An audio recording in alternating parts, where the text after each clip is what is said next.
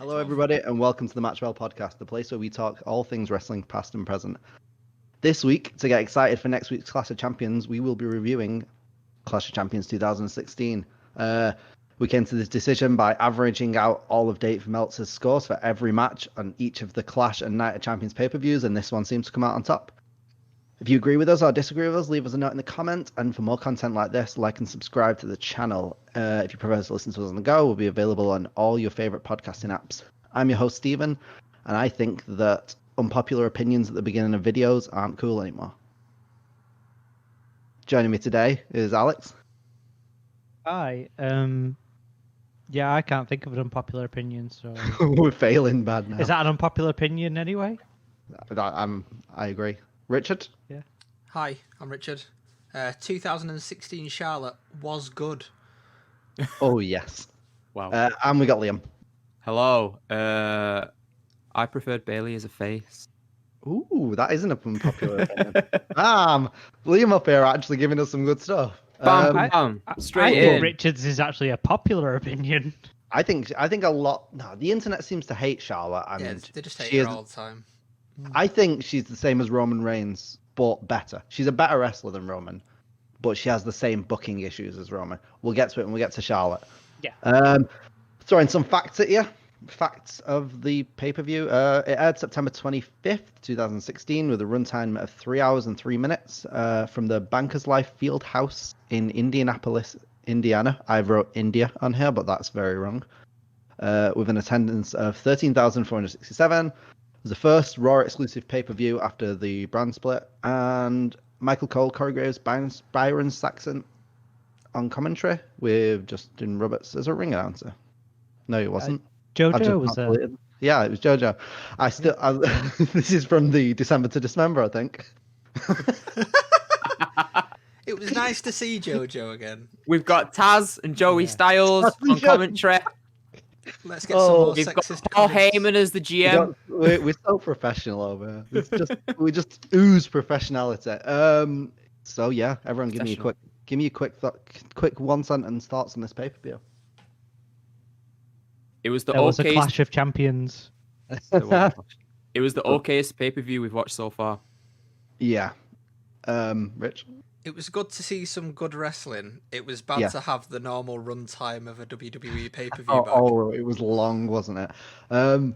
Same thoughts as Liam, really. This was very middle of the road, average pay-per-view. I'd probably say it was good. 6 out of 10, 6.5 out of 10, something like that. Some good matches, but nothing standing out. Right, we went straight into it with the WWE World Tag Team Championship match with the champions New Day versus Carl Anderson and Luke Gallows. So New Day had been the tag team champions at this point for 399 days. It's Kofi and Big E that will be wrestling tonight, or that night in 2016. They welcome us to Clash of Champions. There wasn't much setup for this match.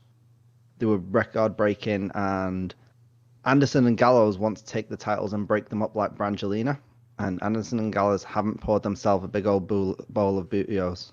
So that is the setup for the match. New Day win in 6 minutes, 45 seconds. Kofi gets the pin on Anderson after the midnight hour. And yeah, give me your thoughts. I'm quite surprised that you just said 6 minutes because it felt like a really... Felt really long. I Yeah. checked on 3 different websites and all of them say 6 minutes and 45 seconds. Well, I was tempted to go. I've written 3 notes down for this match. I put non-stop because it didn't stop. It was Gallows and Anderson like dominating, and then New Day doing their shenanigans with Francesca towards the end and getting the win. But it was a really good match. This is what I want from a tag match. Like, there shouldn't be any resting.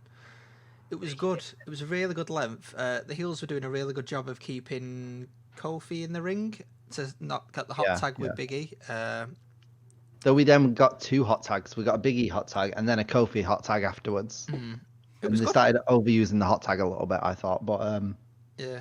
No, I really enjoyed it. It was a good. it really really good tag confused match. me. The length really confused me. That was weird. But what did you two think? Maybe I just felt... Because it did feel non-stop, like you say. I completely agree with that. I enjoyed it. I enjoyed Gallows and Anderson's really aggressive style and just like intelligent wrestling. Big E stayed down for a really long time from just a clothesline. Big E took a proper ref bump in this match. Don't know. Uh, Go on. Yeah, I sort of literally like the notes that I made was really good match. Both teams looked really strong coming out of it. I don't think it did damage to Gallows and Anderson taking the loss. No, at 399 Uh, days, they weren't gonna. I think lose it the did, title. Yeah. knowing what happened afterwards. Well, yeah, but like 3 years of nothing. putting myself in that window of time, like I think it was really good. It's weird that I've just said that now because I've got notes that really contradict that comment later. Yeah. But Oh. no, I enjoyed the creative pin breaks that they were doing, like on all the near falls. There was good breakups, and it's just really made me miss Xavier Woods as a hype man for him. It's great, isn't it? Yeah, It's so good. it's just when like you don't know what you're missing until it's gone. Like, yeah. I can see Liam sitting there through this. I think he might have some different opinions on this match than us. Maybe. I don't know. Do you want to go for it? So I thought this match was. Oh God! Right. I thought that the New Day looked really good in this match, and to be honest, I thought that Gallows and Anderson looked really good in it as well. But like what Rich said before, and what you said, Steve, that it was only 6 minutes, but it felt a lot longer. It did. Why is a good match feeling so long? Because if it's feeling long, it's clearly not that good of a match. So I don't know. There was something about it that just wasn't clicking with me. I thought that there was some good tag team wrestling, but maybe the spots were dragging on a bit too long, or like the transitions between spots was a bit too long. I don't know. There was just something about it that made it feel longer than it actually was. Maybe it felt so long as well because we got a big hot tag, and that was only the middle of the match. Then we got a second big hot tag at the end of the match. Yeah, do you know what? It could just be like a pacing issue, and they blew their load in the middle of the match, like 3 minutes in, and then they were like, oh, well now we need to fill the rest of the 3 minutes. So I don't know. We're just used to a certain amount of spots in a match, and it going on for like 15 minutes, and this just had those spots, and it felt long even though it was short. I think it was like, to say that it was 6 minutes, it was a good length. There was some good spots in it, and I really enjoyed it. I mean, don't get me wrong. I'm not trying to be like negative on the match because I did think it was a fine match. Like I wouldn't say it was a bad match at all. The pacing felt off. That's all. It fit in this pay-per-view perfectly. It was a very okay match. Yeah. I think Xavier stood out as well. I thought he was just great. But other than that, with Alex mentioning the Xavier missing him and that lot, I remember when the New Day first started and there was 3 of them, and I was like, oh my days, they might actually do a new, like, because at this time, I'm going to bring it up again now. I used to watch Lucha Underground, and they had a... Did you? What? No way. They had the Trios Championships, and I was like, oh my days, they might actually try doing like a 3-way tag. Yeah, but... they went more the Freebird. Yeah, they went the Freebird route instead, didn't they? Yeah, I think there was... The New Day had 3 members, and I remember one other group having 3 members, but I can't remember who it was right now. But I remember the Wyatt family. Oh, they would have been, yeah. It might not have been them though. It might have been. Oh, and Epico had El Torito as well. Yeah, they did, and the Shield was around for a bit while Shield, New Day were around. The Shield, actually, yeah, it probably was them. Interesting. Yeah, I was looking forward to them trying that, but they never tried. Seems like a lot of other promotions have that kind of stuff, don't they? But tag team's not really a focus. Teams and stables don't seem to be much of a focus in WWE. So it just wouldn't fit with the product, I don't think. Which is weird because they had that many superstars that they probably could have done it. Oh yeah, they could have easily done it. Yeah. Yeah. Anyway, moving on from that, we next went straight to the Cruiserweight Championship match, the first defense of this title. TJ Perkins versus the Brian Kendrick. TJP won the Cruiserweight Classic by beating Grand Metalik in the final to become the inaugural champion. Brian Kendrick won a fatal 4-way for a title shot. Tom Phillip then interviews TJP backstage about Brian Kendrick being the favorite. TJP says he's been training, he's the champion, he's nervous, but he's confident he'll win. And then we get to the ring, Brian Kendrick won't shake his hand. TJP won the match by submission in 10 minutes and 31 seconds with the TJP clutch. Go for it. Have at it. I can see some faces here. Oh, I had some nostalgia during this. I miss the Cruiserweight Classic. I love miss the Cruiserweight the Classic. Cruiserweights being a good thing. I really miss Brian Kendrick because he was awesome. Watch 205 Live? No, I don't want to. Why should I watch a separate show for something that I should just get on my normal watching? Unfortunately, TJ Perkins didn't show up to this. It was TJ Botchkins. Because that chicken wing into that backbreaker to the back of his knees was terrible. It was bad. I think there was two botches. There was that one, and then one just at the side of it. There was neck oh breaker god, in the the corner, neck he breaker. blocked- yeah. I yeah. missed it. Yeah. I'll leave Alex to last on this one. I'll go next. I loved the Cruiserweight Classic. That's my kind of thing. I absolutely loved it. This match I thought was pretty slow. It was boring. There was a lot of mess ups. There wasn't much to this match. Dabbing's the most cringing thing in the world. Yeah. So the cringy thing about that was they were saying that he started training at 13. That was 18 years ago. So that was a 31-year-old man dabbing. 31-year-old man dabbing. I'm 30. I wouldn't dab. Why is there a 31-year-old dabbing? He's It was older so than us. cringe. He's So much cringe. older than us, and he's out dabbing, and it's so embarrassing. It hurts to watch. To be fair, he looks 20. Yeah.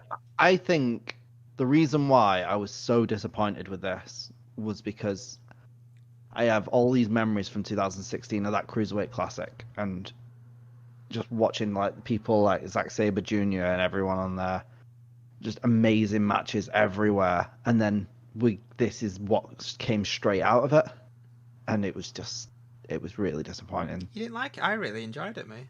This match. Yeah, a lot. I've did? literally put in my notes, I would watch again. I've got in my notes. It was slow. It was dull. It was full of botches. I didn't enjoy this match. What did you think of the Mega Man intro?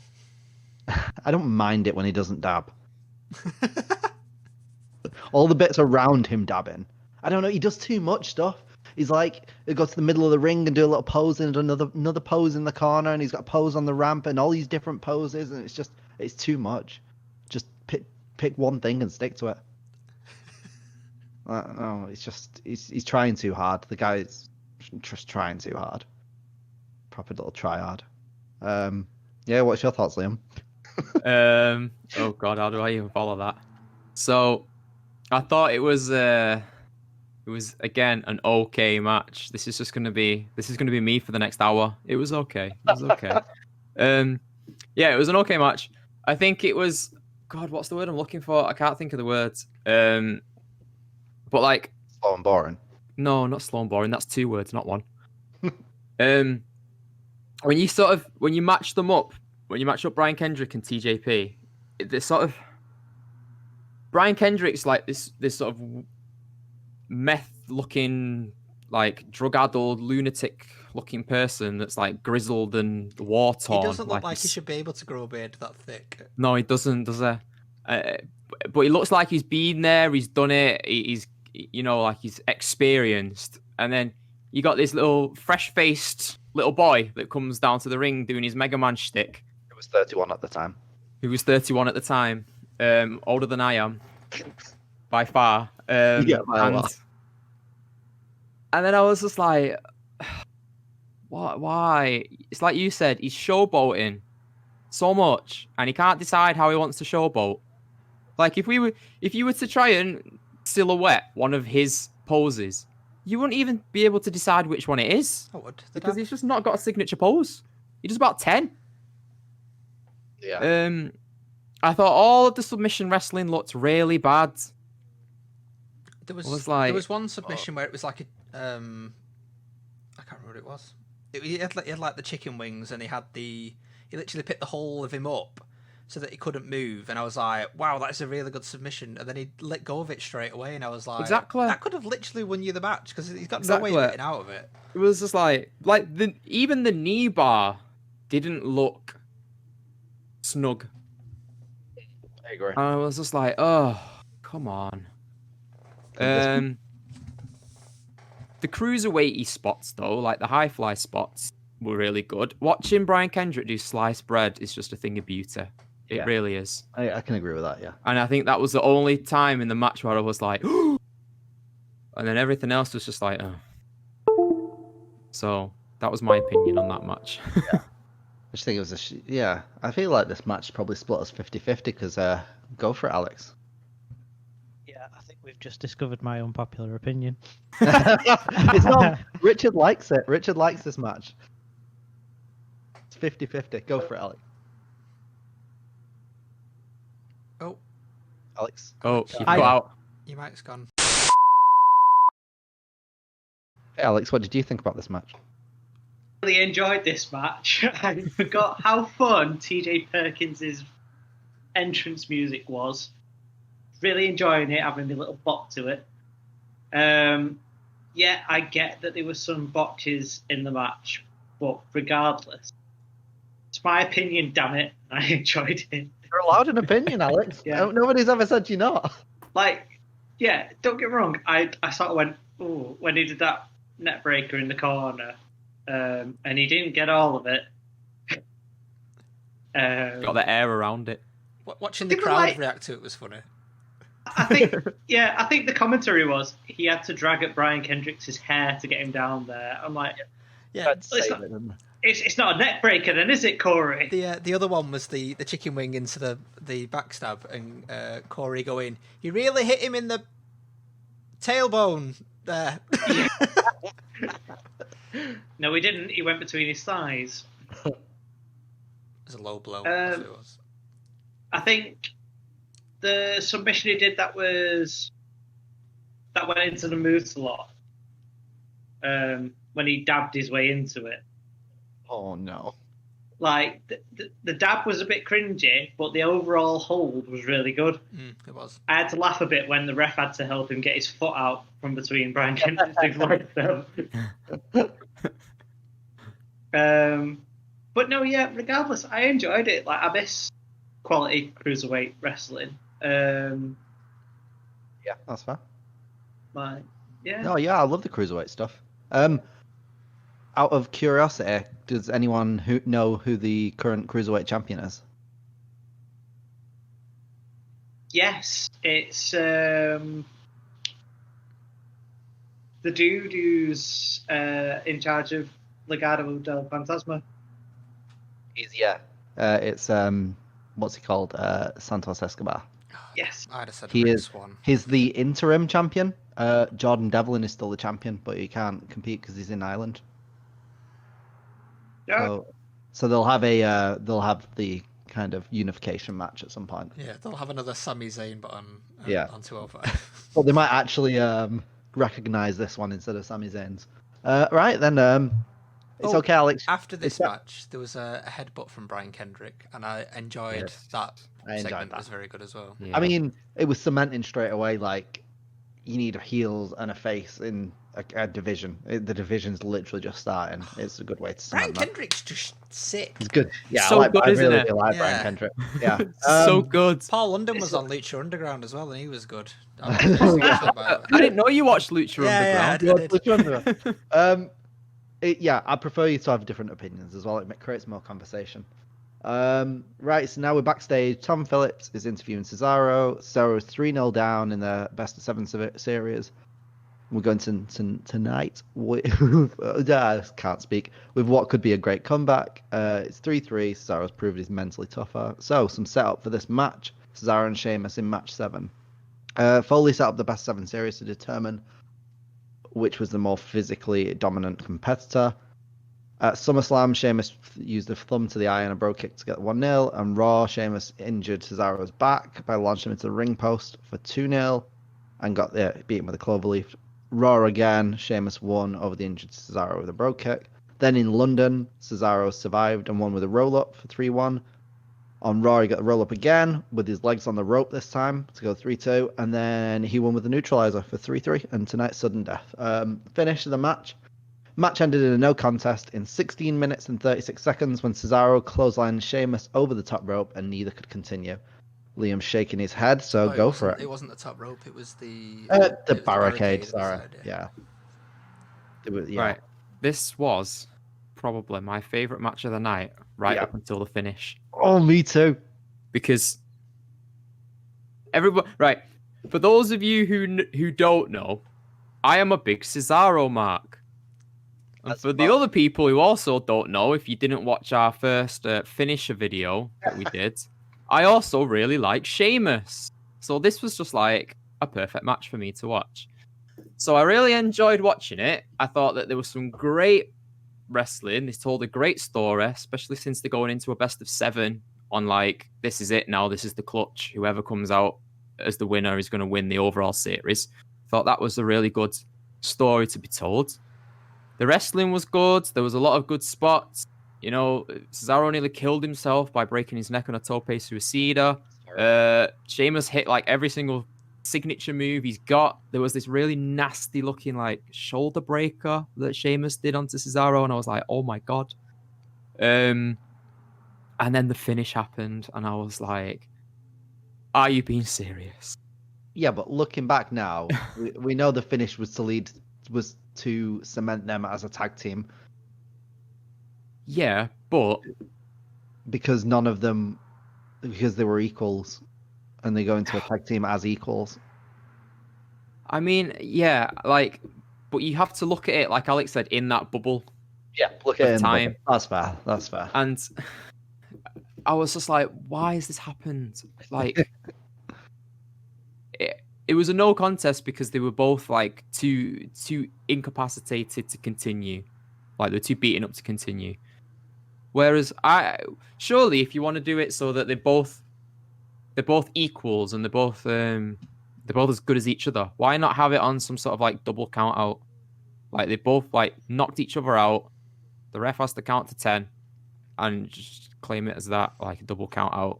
Yeah, or neither of them can get up. Timed, like, you know. Yeah. Oh yeah, just have a match. timed match. Yeah. Like, Time drop. I don't know. Time limit It drop. just They could have had an Iron Man match. They could have had an Iron Man. Oh, that would have been so Oh. good. And I could have watched that for an hour because they were beating pastes out of each other. I could watch those two Doing go for an so hour. well. I could easily watch those two go for an hour. Oh, it was incredible. And the icing on the cake, the literal icing on the cake of this entire thing was that Cesaro's suit ripped off in one fell swoop this time. So And smooth. he didn't get stuck in his pants. Yeah. And I was like, mwah. Oh, well done, Cesaro. You should be a main eventer.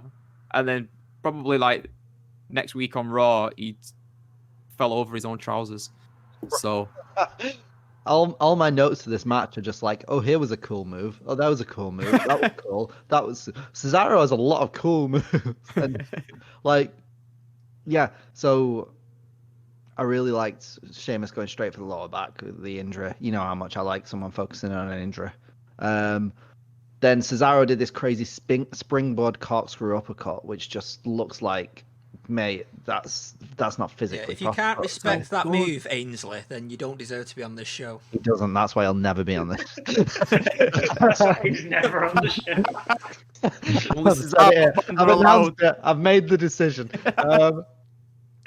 Some really good back and forth. There's a bit where Sheamus just lifted up Cesaro and spun him around like he weighed nothing, and he'd lift him up and then just dropped him and onto his knee, on his back, like his back onto his knee, and that was just crazy. Like Sheamus, the amount of strength that man has. I got really annoyed when Sheamus jumped off the turnbuckle to the outside. Cesaro hit him with a really cool uppercut, and the camera missed it. I'm like, what are you doing? That was Kevin such Dunn. a cool. Kevin Dunn was cutting away.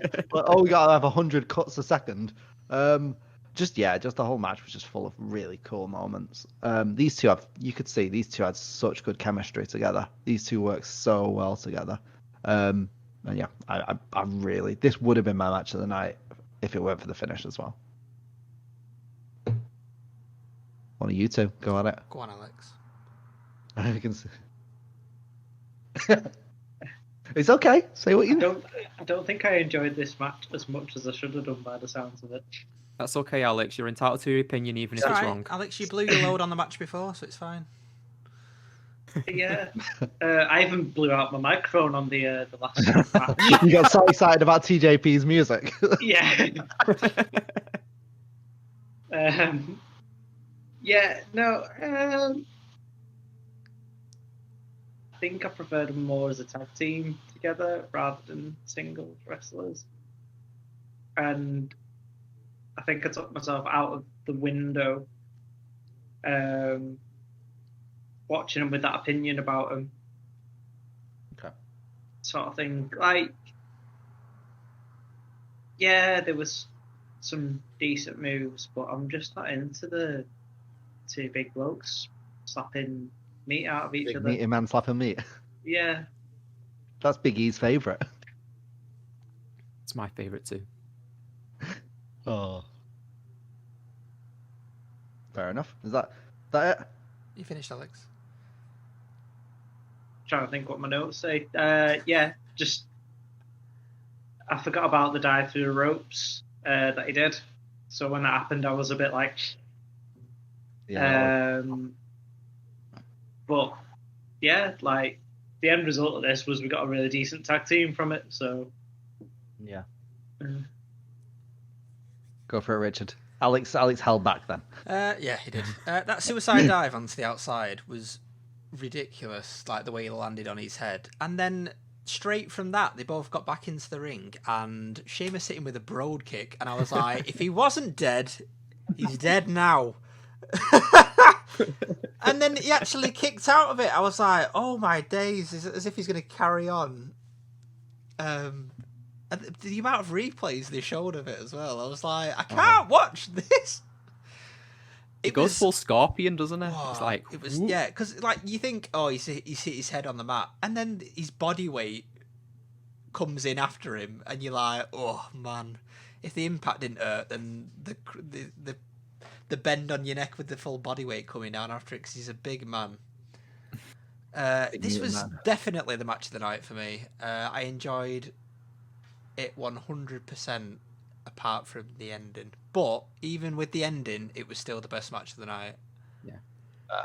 Yeah. I think in America the best of sevens, like I think basketball they do best of seven. I think I'm probably stupid by saying that, but I'm pretty sure that's what they do in the playoffs. They play 7 times. Those Red Sox. Yeah, the Maple Leaves. That's Canadian. Those Jaguars. Sports. Yeah. And like, I didn't like it. I remember this at the time, thinking 7 matches is a lot. Like, this is painful to watch. But in hindsight, it was a really good idea, and I'm glad that they tried something different. They just messed it up by having it a draw at the end. I mean, we all know that it went into a tag team, and I've literally written in my notes, great chemistry.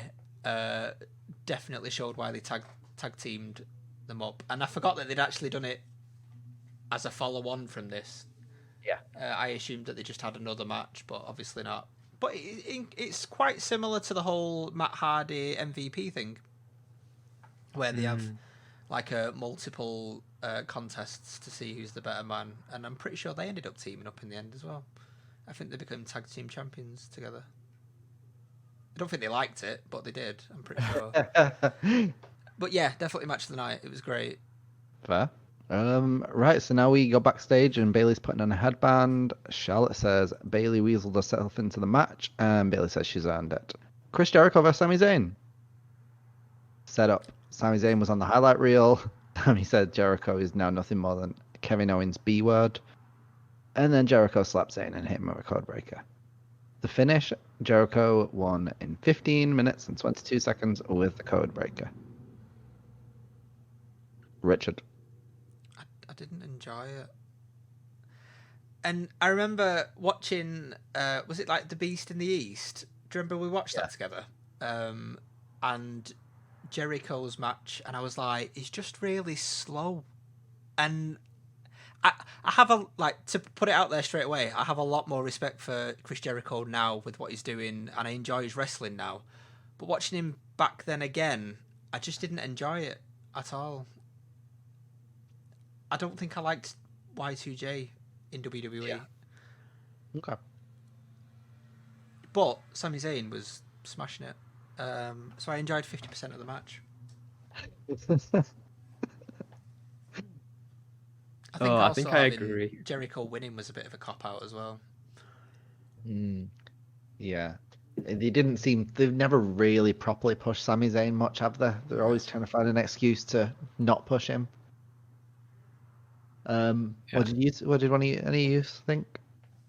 I completely agree with you, Rich, to be honest. I think we've watched this pay-per-view with the same lenses because we seem to be agreeing on everything so far. We didn't agree on the cruiserweight, pal. Yeah, you like.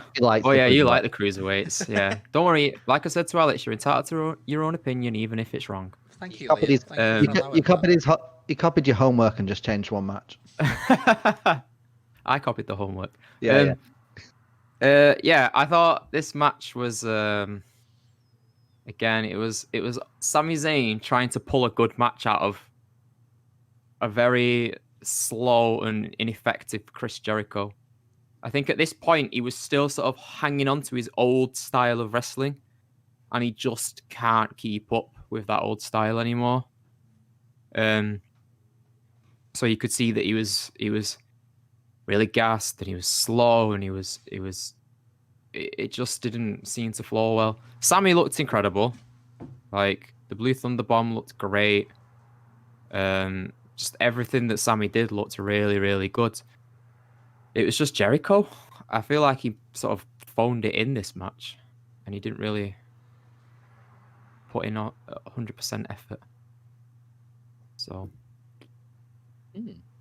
Do you want to go ahead? Well, I enjoyed this match. And I don't care if you think my opinion's wrong. Right, for starters, can we just discuss the pop that Sami got? Big. Yeah, that was big. It was big. Yeah. Which, yeah, I'll agree, they fully missed the mark on pushing Sami. I think he should have won, just going off that crowd reaction, to be honest. But yeah, at the end of the day, like, watching this match, I was like, geez, both of them are just really good performers. Like, yeah, Jericho was a bit slower than what you used to seeing, but when he was hitting the beats, he was hitting the beats.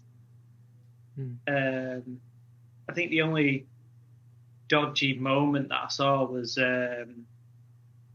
Sami's jump through the ropes into his tornado DDT.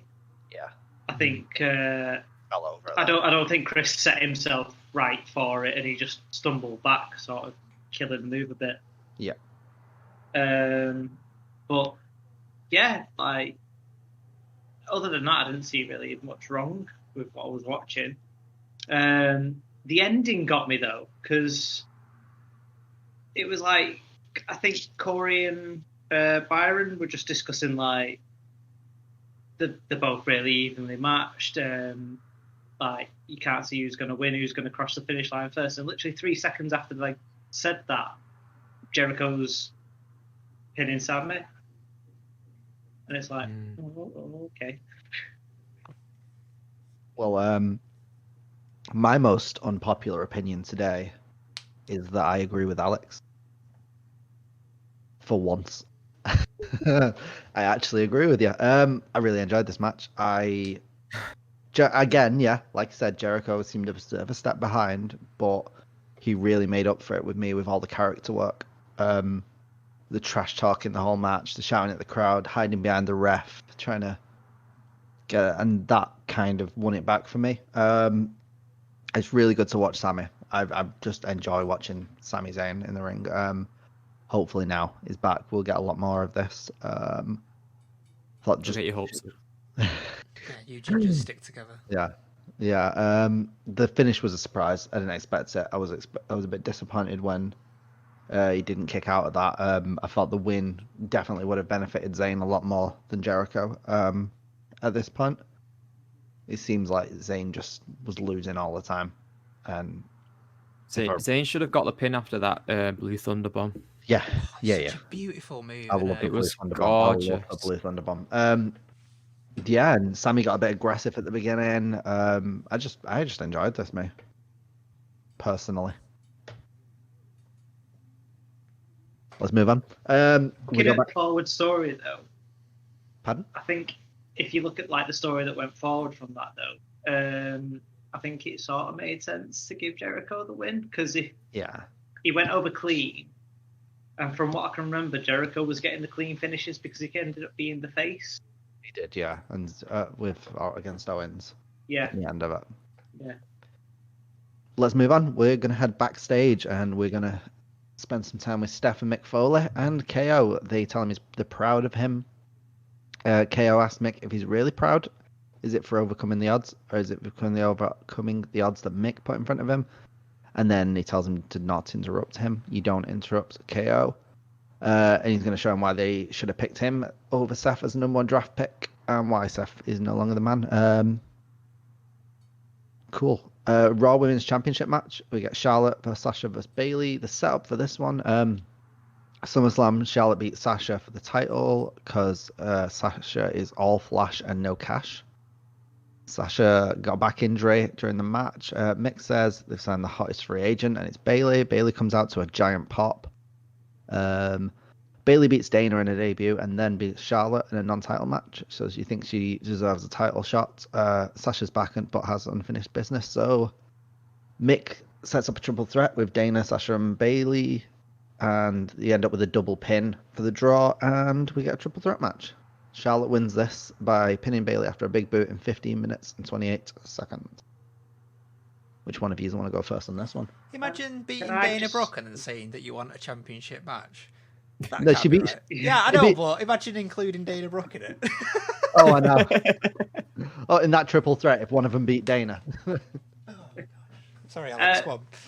No, I just want to say, like, I forgot how this match got put together. Yeah. I really enjoyed how, like, they did the double pin thing because you don't see it a lot No. these days. And it was Charlotte being like, none of them should get to face me because it's double pin. And then it was like, no, mate. Now they both face you. Yeah. It was like a bit of comeuppance for Charlotte. My other thought on that one was I've never really understood why Charlotte needed Dana. She didn't. Did It was just a little lackey, wasn't it? Yeah, like she served no purpose for me. Did they come up She- together? No, I No. don't think so. Because Dana was with someone in NXT. She was with Emma. Emma, yeah. That's the Who's one, Emma? yeah, you're right. But yeah, just Charlotte's a decent enough performer as a heel or face, regardless, that she doesn't need a lackey. I don't think Like- it lasted too long, did it? Though No, because I think they realised afterwards that yeah, we're probably she's a big enough star on her own. Yeah. Like it just didn't make sense. Other than that, I enjoyed this match. I thought it was really well choreographed. I enjoyed that little triple dropkick segment that they all did, and the mad sort of desperation. I'm just going to slap the living crap out of you that Sasha did to Charlotte.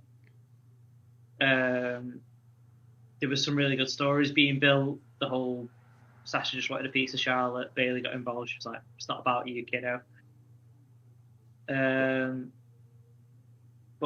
Yeah, my highlight of the match was that moonsault that Charlotte did. She was giving Io Shirai a run for her money with that one. Great moonsault, that one she did. Yeah, sure. Yeah. I And, wrote. Go on, sorry, you finish. no, I was just gonna say it was just really weird seeing a win with a big boot. Yeah, that was a weird ending. I love a big boot finish though. I'd realised throughout writing my notes just how much you don't realise until I'm taking notes on these things. You see all these matches with Charlotte, and it's like, okay, it's Charlotte and everything. But then when I'm writing notes about a Charlotte match, you realise most of the good stuff's coming. It's surrounding her. Yeah. People doing stuff to her. It's her doing stuff. It's like I see all these points, and it's like this is kind of the thing I don't realize about Charlotte, like how good she actually is at putting a match together. And I really enjoyed it. I really, really enjoyed this. Yeah, a lot of I'm not the biggest fan of triple threat matches. I think there's a lot of times there's one person outside the ring doing nothing.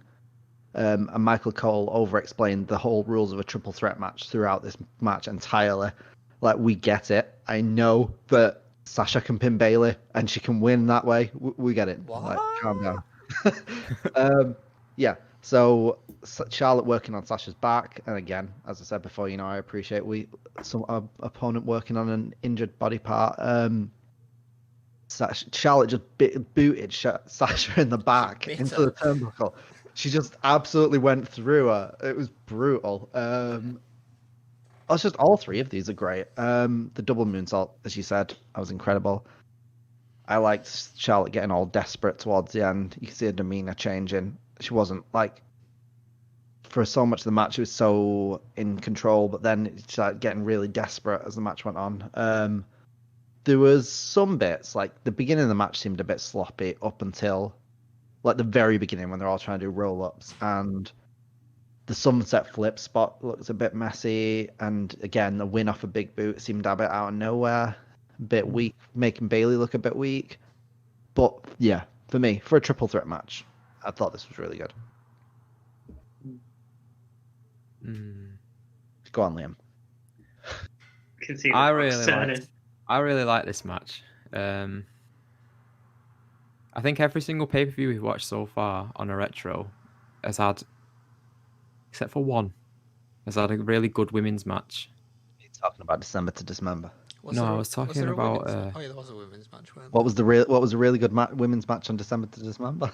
I was talking about X7, that Victoria match. Yeah, that was it.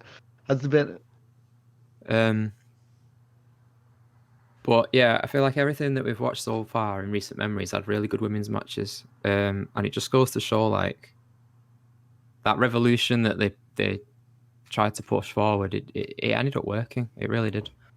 Yeah, no, the match was good. The way it was choreographed was really good. Lots of good spots. I liked the bit at the start with the sort of hurried roll-ups to see who could get a quick and easy pin. It's never going to work, but it's always a little good bit of comedy to start the match off. My biggest question: why is Dana Brooke there? I know she's affiliated with Charlotte, but why are you here? Or Dana White, or whatever the you called, one of the Danas. Because I don't know if you knew this by the rules being explained, but it was no DQ. Yeah, so I'll get onto the no DQ stip in a minute. And every time she got involved, we were told it's no DQ. But it just feels... I'll bleep that out. Yeah. Shocking, Liam. Liam throwing out the F word. Oh, I thought I did it then. I was like, I definitely... No, Liam threw out the F word. Yeah, you said F, whatever the F her name is. Oh, I didn't I? Shocking. Whoops. Do we all get one now? Is that right? Yeah, we're all allowed one now. Liam's the one that told us we're not allowed to swear as well at the beginning of the thing. Sorry. I want the I curbed myself on that last retro review. I said Willy when I could have said. I didn't even realise. Let's start now because I'm not going to go back, to be honest. Wait, what's going on? Go on, carry on. I don't remember what I was saying. Oh, so Dana Brooke.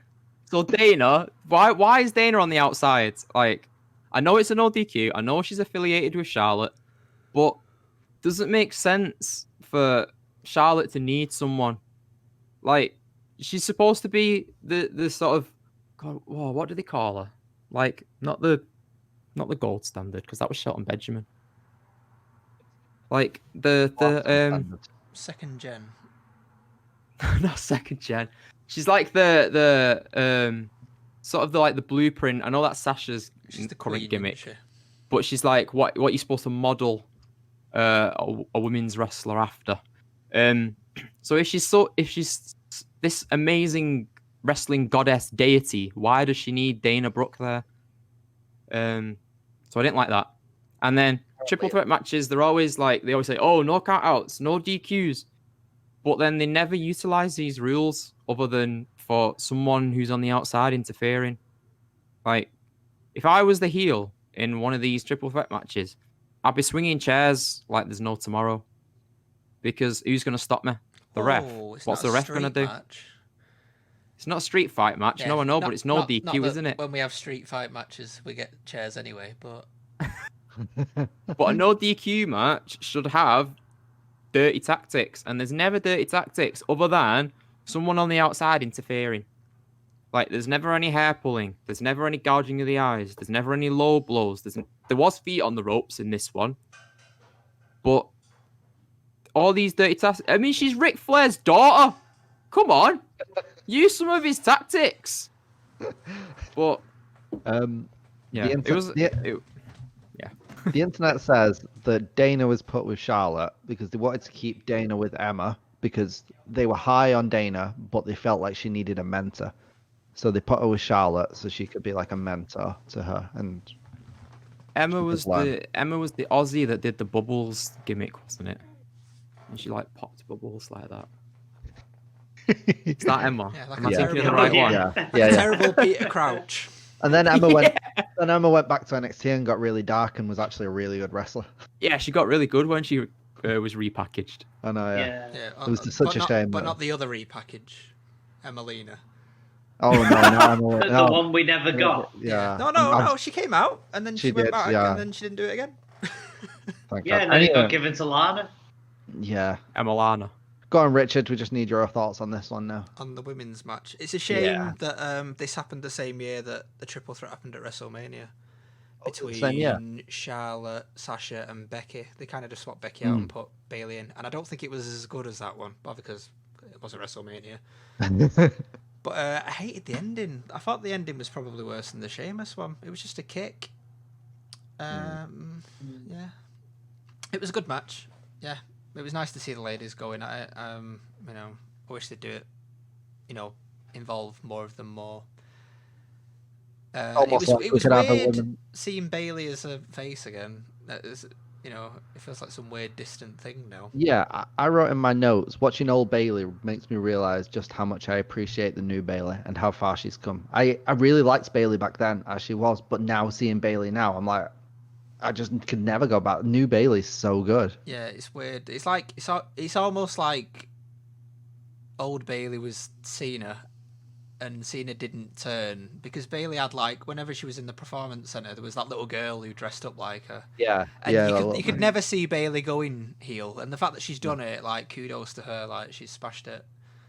She is. She's absolutely smashing it. Although she's probably only doing it because we're in quarantine and that little girl's not in the audience. Maybe it'll change. That little girl's gonna come. That little girl's gonna come back on when they She'll get she'll people in. save Bailey. She's Yeah. gonna have a Karen haircut. She'll start a faction with Miz Girl. Oh, Miss Girl's wow. probably about my age. I now. know. Yeah, I was gonna say. I bet she's like she's an Angry adult Miz, now. me and Angry Miss Girl are probably the same age. Yeah, it'd be that girl who liked Bailey, Miz Girl, and the guy who was champion with Braun Strowman. Yeah, that's one of the referee's kids, isn't it? Oh yeah, it was the guy that Yeah. has the donut place, I think. Can we also have really skinny Brock Lesnar guy? Because I like him as well. We'll get them all. Can they all be managed by Undertaker Man as well, with his eyes popping out all the time? Be like Gimmick Royale. Remember that? That was terrible. The Oh. gimmick battle. Oh my god. Crowd gimmick royale. That'd be Let's great. not go back. We've got past that. Let's not go back there.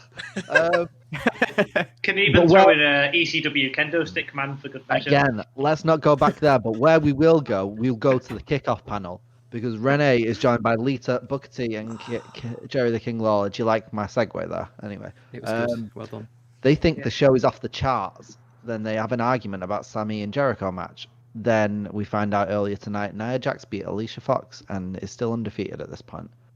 All great things. We're all so excited. Now we get the US Championship match with Rusev versus Roman Reigns. Before we go into this match, can I just Go. mention about the panel?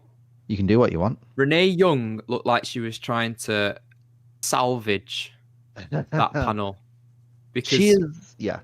she Go is such an incredible host She's and one of the best, interviewer. yeah.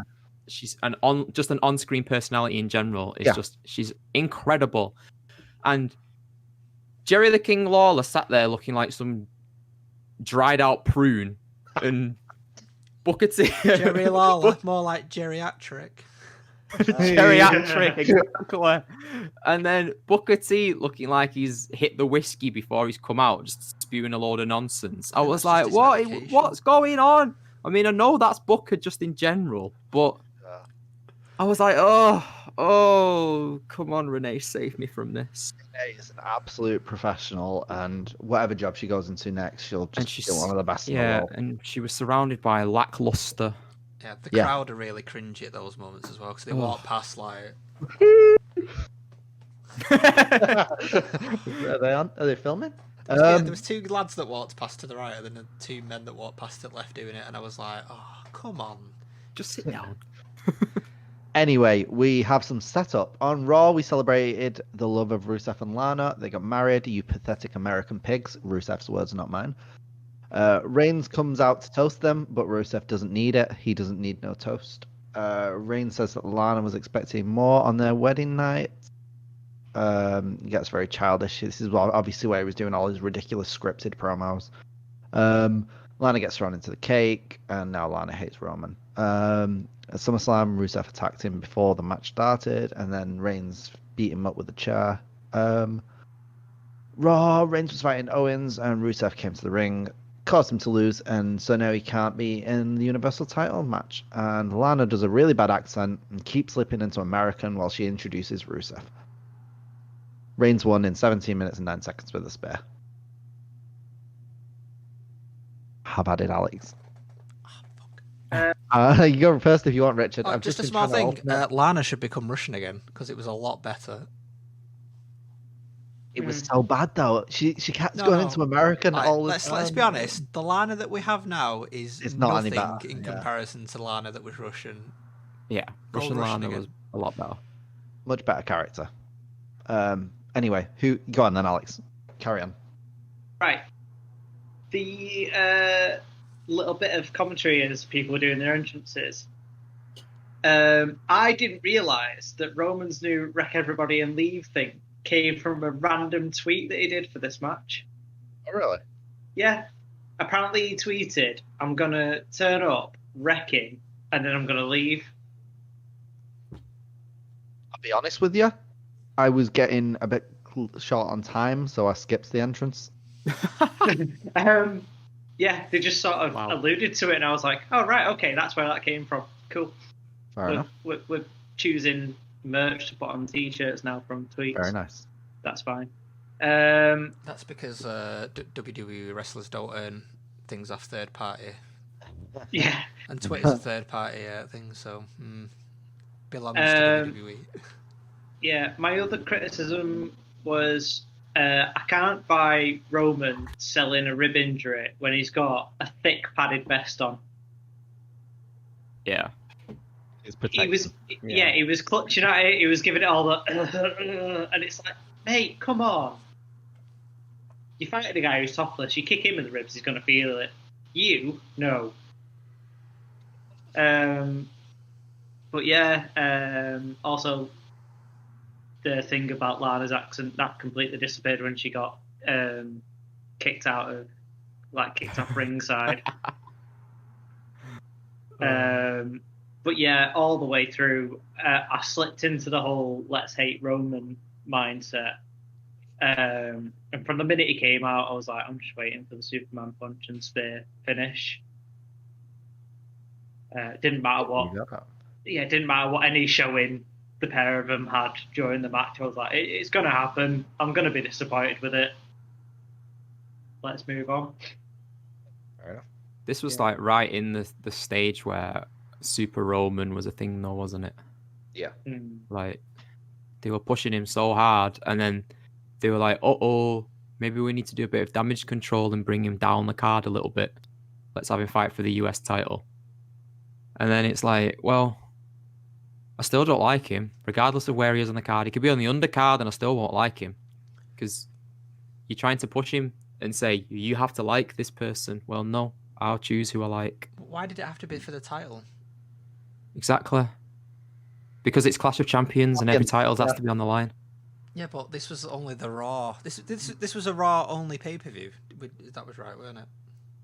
Yeah. So they weren't all title matches. They weren't all, but every title was on the line. So if Rusev was fighting in a match on this show, it had to be for the title. Oh, can you imagine Yeah. Lana getting pushed into that cake and they're going, fight him at Clash of Champions, and him going, no. I'll do it when the title's not on the line. Have you seen the push he's getting? No. Survivor Series, we will wait. Oh. Yeah. But yeah, this match felt like really forgettable. And I think it's like what Alex said about you just sort of waiting for the Superman punch to hit. Yeah. And then for it to be like, okay, we're done now. Like, no matter what Rusev did in this match, and there were some really good spots from him, but no matter what he did, you were just sat waiting for the finish because you knew it was going to come. And I think it really detracts from the match as a whole. So, yeah. Yeah, I agree with what them two said. Like, it was a really good showing from Rusev, and I really enjoy watching him. But we all know, like, whenever we watch back these old wrestling shows, I forget who won what. Yeah, I don't remember. And then, you know, the finishes are a bit of a surprise sometimes, you know, unless it's like a specific match. But this isn't a match that I remember, but it's from an era where you know that Roman's just going to win. So there was absolutely no emotional investment at all. And because of that, it just subtracted from the actual match itself. So I did not enjoy this match at all.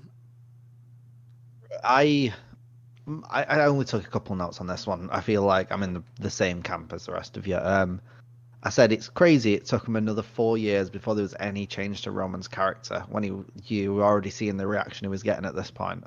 This is for over 4 years ago. That's crazy to me. I said the match was very boring for a very long time. It didn't actually start getting into it until after the 10-minute mark. Do you have a match length for this? It was 17 minutes and 9 seconds. So I'd say the first 10 minutes of it was nothing, basically. Very slow, very boring. Then we started to get a few builds with a few false finishes, and we got Roman powering out the Accolade and all that. And then the end was all right. The last 4 minutes or so, actually stuff started to happen, and I started to kind of enjoy it. But overall, nah. My favorite part about this match was watching Lana shuffle along the apron to distract Reigns during his Hulk up moment. I thought that was really funny. Like Rusev was lying on the ground and Reigns is doing his like stuff. Yeah. And then you just see Lana holding onto the rope going shuffling along it to go like waggle a finger at Roman, and I was like, okay, that's fine. Did you notice how she was doing the I'm gonna watch this from an angle thing as well? If you're a wrestler, you have to watch a wrestling match or a TV at an angle. They got to get her best side on the hard cam. That's why. Anyway, that ends. We're all unhappy with what's going on right now, and we're all just kind of a bit bored. We get an advert for Dean Ambrose versus John Cena versus AJ Styles at No Mercy in 2 weeks. We get an advert for Ride Along, where JBL is trying really hard not to bully someone on camera, but he doesn't succeed because the man's a bully. And Charlotte's pissing off Rick says. Seth Rollins is walking backstage, and like KO did, he bumps into Steph and Mick, and like KO did, they tell him they're proud of him, and he's not having any of it. He says after everything they say is a lie, he doesn't believe Steph. They need to find a new golden boy after Seth beats KO. Then we get an advert for Hell in a Cell, which is actually the next pay-per-view this year, so watch out for that. And yeah, we get to the match. So Finn won the Universal title, but he got injured, so we have a fatal four-way for the title. That was a shame. It was, wasn't it? Just as he gets started. So it was KO versus Seth versus Reigns versus Big Cass. I guess that was the 2 weeks that Big Cass was getting that big push. That's what they were going to change his name to, Big Push. Big push. So Triple H attacked Reigns and he went to hand the title to Rollins, but then switcheroo, he also attacks Seth and decides that KO is going to be his boy. So Triple H holds up KO's arms. He's the champion. Seth's annoyed with Steph and Mick, but they telling me they had no idea it was going to happen. Steph came down to the ring to talk to Steph. This is getting confusing. I said Steph. Seth came to the ring to talk to Steph and ask how she can do it to him. KO gets angry. KO's replaced Seth in Triple H's life. Seth attacks KO. Mick says he has no love for Seth, but he gives him a rematch anyway. And Seth's going to burn the new era of KO to the ground. Kevin Owens won the match in 25 minutes and 7 seconds with a pop-up powerbomb. Richard. Imagine giving Kevin Owens the title and then making him look the weakest champion ever. I was so angry with this, and the thing, they've not even given him a chance to, like, you know, for retribution. You know. Oh, you heard it here first. Kevin Owens is the leader of Retribution. It was such a shit. I really enjoyed Kevin Owens, and they made him look so weak. It irritates me to think about it. It's so annoying. I hate it. No, I don't want to talk about it. Can you move on? That's all again from Richard. I know exactly what you mean. Like, all the way through this match, I was like, God, I missed the monster heel that NXT made Owens out to be. Like, Owens was the original wreck everybody and leave guy. He literally won his first match by knocking a guy out. Yeah. He did that a lot. Yeah. So yeah, you not enjoyed the match either, Alex? No, I did. I was after we've sort of said like the build up to it. There's so many like what if timelines that could have happened. Like, imagine if Finn didn't get injured. Like, what would this match have been? And would he have still been fed to Goldberg at some point? Well, Kevin Owens also got fed to Goldberg, so. No, but that's what I mean, though. Like, if Finn had carried on instead of Owens, like. Yeah. Oh, sorry, I thought you meant if Finn, don't matter. Yeah. Probably. Goldberg's more important than anyone. Yeah. But also, like, bearing in mind that this wasn't that long after Rollins had come back and stuff, he was working his knee hard, like, with some of the bumps that he took and how hard he was hitting his landings off things just on his legs. I've got to applaud him. That move that Owens did off the top rope with Rollins on his shoulders, can't remember what it was, but it was like it did his knee into his back as he jumped off the top rope. Yeah. That looked damn painful. I totally bought that as a bit of a botch into a stiffer move than what it should have been. Overall, I'd have liked to have seen Kevin go over clean, but obviously, as I said before, they were building the Owens-Jericho story on the side. And my other little fun note is the fact that Corey Graves can call the move its real name, but Michael Cole can't. All night, Corey was going, "Oh, it's a Tope Suicida." The first one that Cole gets to call, it's a suicide dive, and I'm like, shh. I know you can't see more than 7 foot in front of you because, you know, the monitors are your eyes, but, like, obviously you can hear the Monitors person are gone. next to you. How are you going to watch the match? But you've all got headphones on. I'm pretty sure you can hear the bloke sat next to you. But yeah, overall, I really enjoyed it. I thought Jericho sort of played no part in the end of it. He came out and fumbled about a bit, and that was it. But It's what Jericho does nowadays. yeah. At least in this era. Yeah. Hey ho, what you gonna do? I like the little DX references with the whole suck it thing. And the Spanish announce table sold in this pay-per-view. Don't you worry, I've got that in my notes, Alex. I've got that in my notes. The table sold in this pay-per-view, so well done the table. Took the hardest bump going. I have the count. Don't worry. But yeah, that's my view. I enjoyed it. I think I'm a bit of a Rollins and Owens mark anyway. So Yeah. put them two in a ring, and I'm like, yeah, well done, boys. I'll kick off from there. I'll start. We got KO sent on through the Spanish announce table. Not since WrestleMania X7 have we seen a Spanish announce table be lost, and it hurts me. We don't see it as much as I thought we did when I decided. Oh, we got two. Look at the count of two. No, it's a three. Hooray. Wait, let's all have a moment. I enjoyed this match. Let's go to the match. I enjoyed it.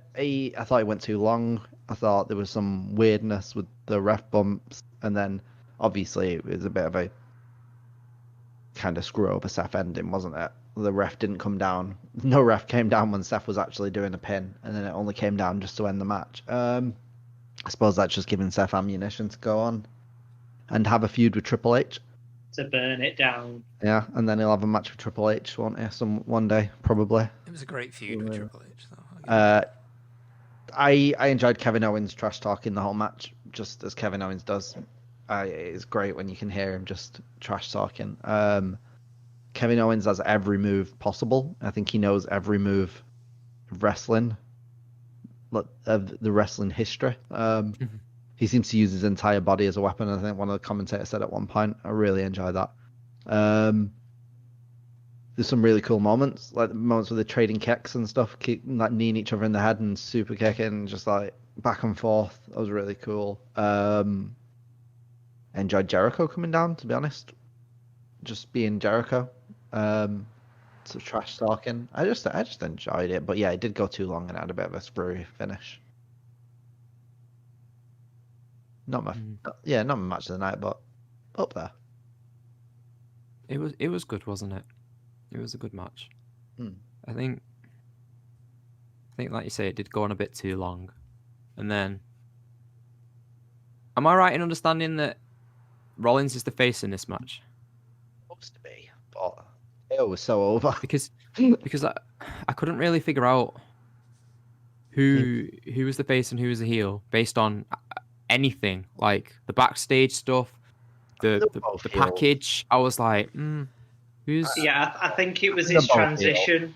Seth was transition, but they were both heels in this match. Right. Okay, that makes a bit more sense then, because I was the clouds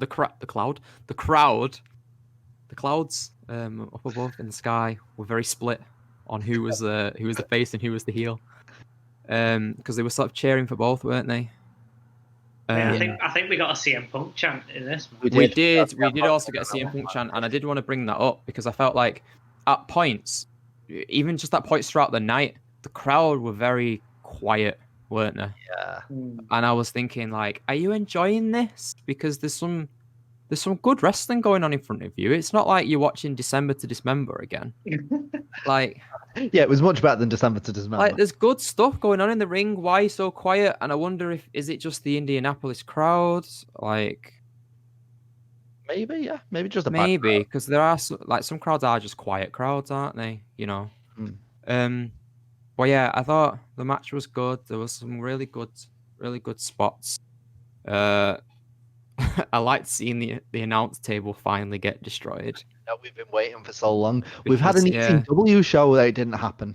I know. I think this is the issue with giving Randy Orton the table spot, because when you give Randy the table spot, he's got to RKO someone through that table, and half the time there's not enough impact to get the table to break.